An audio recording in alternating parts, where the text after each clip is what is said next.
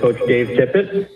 If you have questions, please use the raise hand function. If you have a follow-up, ask it following your first.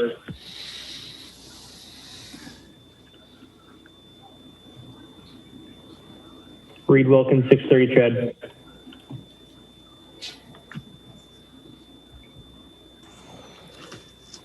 Dave, you've obviously played the Flames a few times before. I don't know how much time you've had to look at them over the last, since the last time you played them. Do you notice anything significantly different since Sutter's been behind the bench?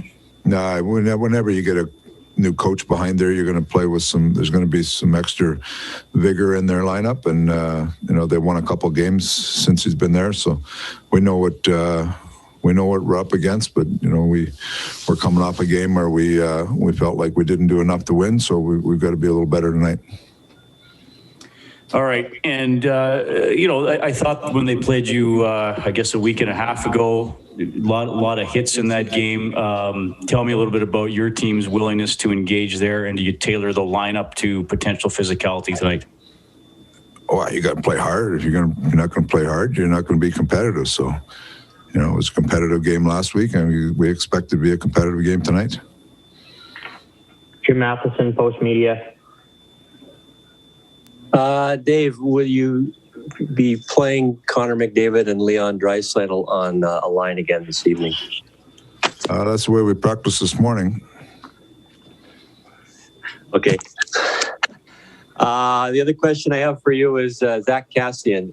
Was he cleared to practice battle stuff? He's cleared to practice, but not cleared for a game yet. Okay. Rob Tuchkowski, Post Media. Hi, Dave. With Kyler Yamamoto on that top line, is that just a situation where you can throw anybody in that position and it's gonna be great, or does he add something that actually makes it better? No, he's a good little player there. He's tenacity. He's on pucks. He creates pucks. Keeps a lot of pucks alive, and when you can do that with those other two guys, you end up creating, playing with the puck more and creating more chances. So, and he's a really good full ice player. Checks well, makes good little plays, and likes to go to the front of the net. So he's a good fit for them.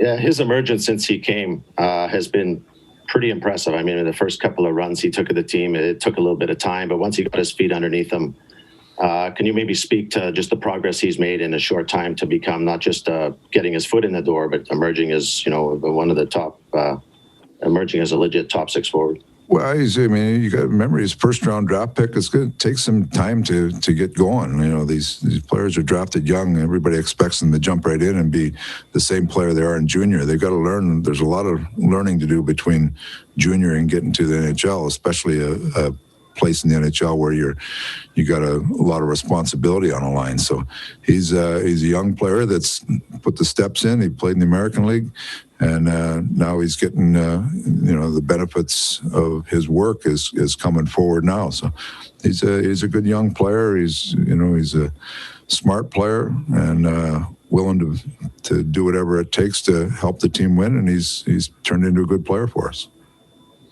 Tony Brower, Oilers TV. Good morning, Dave. Morning. Yesterday, you talked about how every game is important, especially given this year being a divisional game. Can you talk about how much maybe more intently you're looking at the standings coming into a game like tonight, where if you guys win, you could be 2 points off of first place, or what the mentality is in terms of approaching a game like this? I look at the standings every day. Every day, you always have the same mindset. You got to go try to win.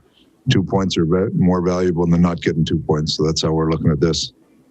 And it looks like Mike Smith is getting the start. Can you talk about the challenge of trying to balance two netminders in the tandem and trying to keep both guys happy and playing?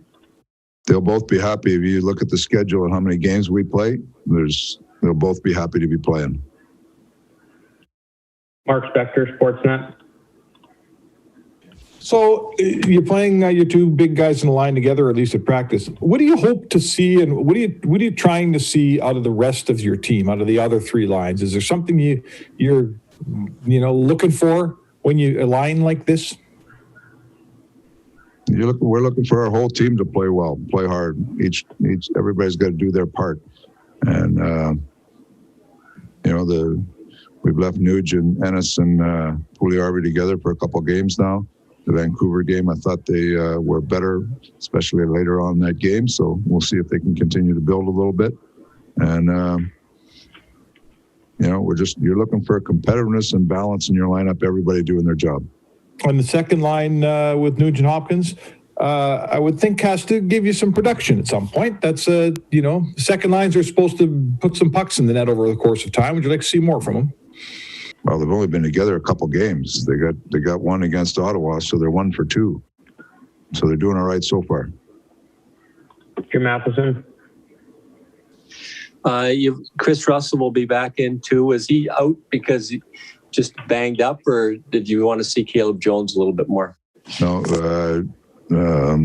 Russell was day-to-day with a lower body injury, and I haven't talked to the trainers yet. Hopefully if he's good to go, he'll go tonight. And will Stalock be able to practice this week? I think he's cleared for later on this week. Yeah, I think it's when we get home from Calgary. I'm not sure if it's Thursday or Friday. He can join the group. Paul Gazzola, Oilers.com. Yes, hi Dave. Hi Dave. My question is about the fans. How is it important for Edmonton to see the fans at home stands, and when it could be, and how it could help your team to win more of the games? Can you repeat that? I'm sorry, I didn't hear what you said. Yeah, my question is about the fans at home games. How is it important for Edmonton to see the fans at his home games? How it could help the team to win the games? Well, you bring emotion in the building. Every building in the league would like to have fans in it. That's part of the atmosphere of a game, especially when you're home. You got great fans. Your fans can push you along. So there's not a player involved in the league right now, or a player, or coach, or management that doesn't want fans back as soon as possible. Paul Gazzola, Oilers.com. Hey, Dave. Connor has 20 goals in 24 games against the Flames over his career. Do you have any explanation for how a certain player can develop a certain habit against a certain team? Connor has lots of goals and lots of points against every team, so you could say that just about every team. Just so happens you play Calgary a lot. Thank you. If there are no more questions, this concludes Dave Tippett's media availability.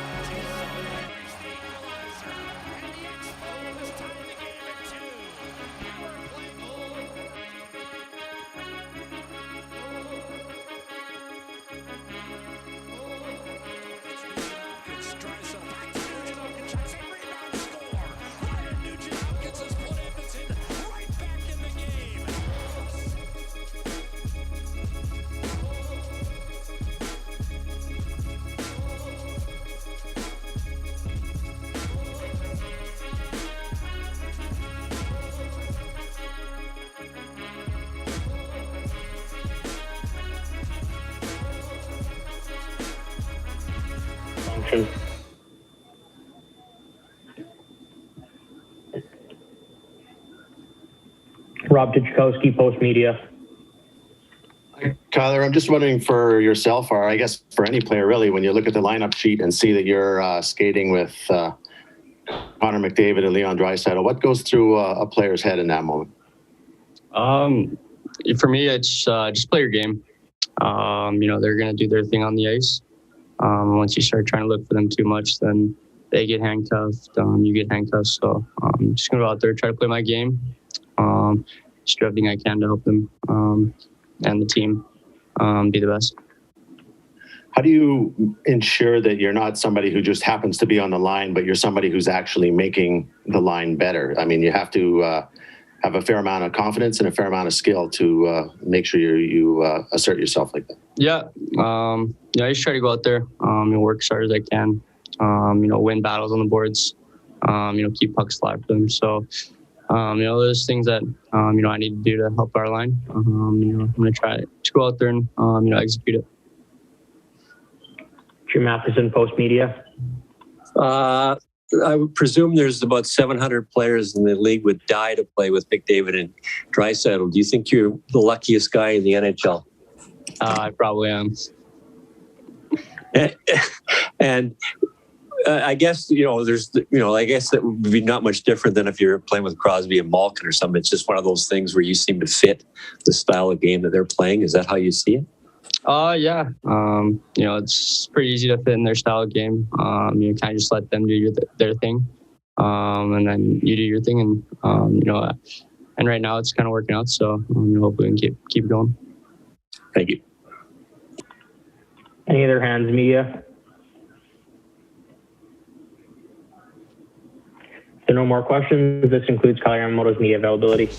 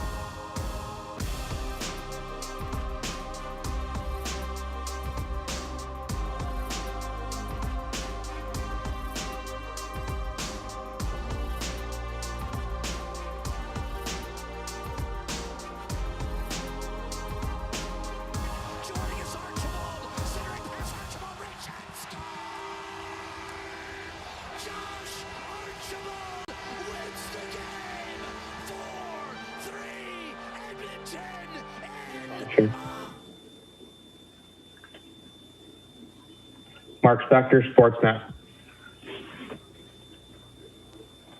Morning, Darnell.